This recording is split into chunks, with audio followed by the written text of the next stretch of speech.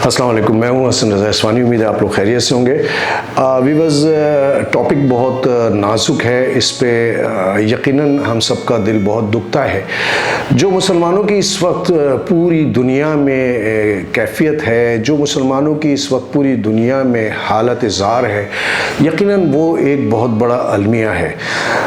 इस पे बहुत सारे लोगों ने बात की होगी। मैं छोटी छोटी सी चंद एक मिसालें आपके सामने पेश करूँगा।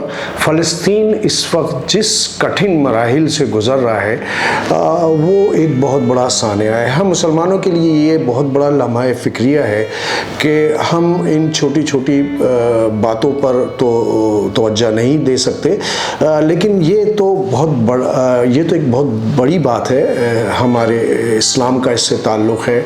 मुसलमान हर मुकाम पर, हर जगह पर पीसे जा रहे हैं, पिस रहे हैं, और वो कोई उनके लिए आवाज़ नहीं बुलंद करता। अगर मैं अपनी भी बात करूं तो मैं भी देखा जाए तो उस तरीक़े से रिएक्ट नहीं करता जो मुझे करना चाहिए। फ़लस्तीन में बेतहाशा अमवात हो रही हैं, बमबारियाँ हो रही हैं, बच्चे, बूढ़े, जवान, इवन ये कि जिन हस्पतालों में उनको उनकी फ़र्स्ट एड के लिए उनको बुलाया जाता है, इसराइली वहाँ पर भी बमबारी कर रहे हैं और उनको बिना किसी कसूर के उनको शहीद किया जा रहा है। कोई पूछने वाला नहीं है। इतने ममालिक मुसलमान मुल्कों की मौजूदगी में एक फ़लस्तीन अकेला पिस रहा है, और जाहिर है कि ये इसके पीछे, इसराइल के पीछे और दूसरे ममालिक भी हैं जो मिलकर इसके ख़िलाफ़, इस मुसलमानों के ख़िलाफ़ एक मुनज़्ज़म तरीक़े से ये बहुत बड़ी कार्रवाई कर रही है। ये अभी से नहीं हो रहा, इसको तो एक ज़माना हो गया है। काश के हम में सुल्तान सलाहुद्दीन अय्यूबी वाला जज्बा पैदा हो जाए। सुल्तान सलाहुद्दीन अय्यूबी ने एक बार कहा कि मैं मुस्कुरा नहीं सकता, अक़दस की माएँ मुझे देख रही हैं। मैं क्या जवाब दूंगा अपने मोहम्मद को कि मैं कुछ नहीं कर पा रहा मुसलमानों के लिए, अक़दस की माँओं के लिए। वो बच्चे यतीम हो रहे हैं, माएँ अपने बच्चों को अपने सामने तड़पता हुआ देख रही हैं, और जो मनाजिर आए दिन हम अपने चैनल्स के तवस्सुत से देखते रहते हैं, क्या वो हमारे ईमान को जगाने के लिए काफ़ी नहीं है? हम अपने हिस्से का कौन सा काम कर रहे हैं?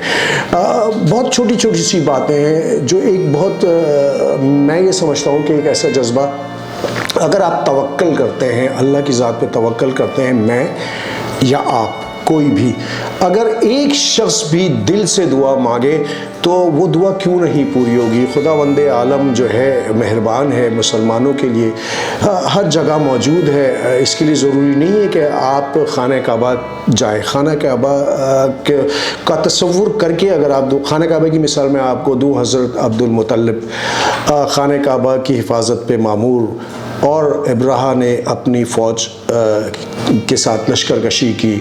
वो खाने काबा को बर्बाद करना चाहता था। उसकी जो अफवाज थी उसमें कवी हैकल, जो दियो कामत जिसे आप कह सकते हैं, हाथी की पूरी एक लश्कर थी। हज़रत अब्दुल मुत्तलिब ने सिर्फ खाने काबा पे खड़े होकर अल्लाह ताला से गिड़गिड़ा के दुआ मांगी कि या अल्लाह इस घर की, अपने घर की हिफाजत फरमा। हम में इतनी ताकत नहीं है कि हम हिफाजत कर सकते हैं। तो व्यूअर्स, वो जो इतनी सी जो अबाबील थी, उसकी क्या हैसियत है उन कवि हैकल जो हाथी हैं उनके सामने। इतने से कनकर उन्होंने ऊपर से बरसाए और नीस्तो नाबूद कर दिया उस पूरे लश्कर को।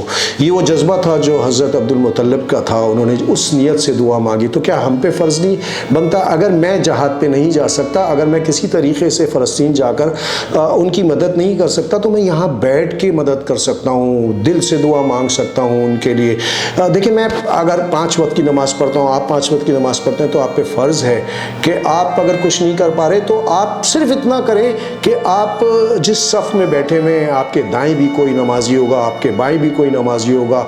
आप सिर्फ नमाज शुरू होने से पहले उससे कहें कि भाई, फ़लस्तीन में जो मुसलमानों के साथ इस वक्त बहुत बड़ा जुल्म हो रहा है, उसके लिए अल्लाह ताला से नमाज के बाद गिड़गिड़ा के दुआ मांग लेना।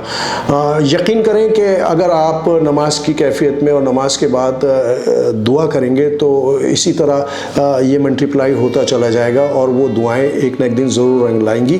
خدا تعالیٰ نے ضرور رسی ڈھیلی چھوڑی ہوئی، لیکن اس کا ہرگز یہ مقصد نہیں ہے کہ اس رسی کو نہیں کھینچے گا۔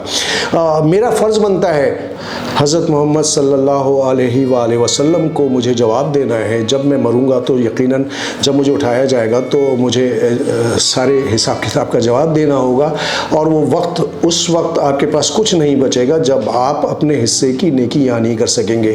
میں آپ کو ایک مثال دیتا ہوں کہ نمرود کی آگ پہ چھوٹی چھوٹی سی چڑیاؤں نے اپنی چونچ میں جو دریاؤں سے پانی کے قطرے جمع کیے اور وہ قطرے اس آگ پہ اوپر سے ڈالتے رہیں۔ کیا اس قطرے سے وہ آگ بجھ سکتی تھی؟ نہیں بجھ سکتی تھی، لیکن انہوں نے کہا کہ محمد ہم نے اپنا حصہ پورا کیا، ہم اس کے ذمہ دار نہیں ہیں، میں نے اپنا کام کیا، اب تیری مرضی ہے۔ یعنی کہ وہ ایک چھوٹی سی چڑیا یہ جذبہ رکھ سکتی تو ہم ایک اتنے بڑے لہیم شہیم انسان ہو کر ان چھوٹی چھوٹی باتوں پہ توجہ نہیں دے سکتے۔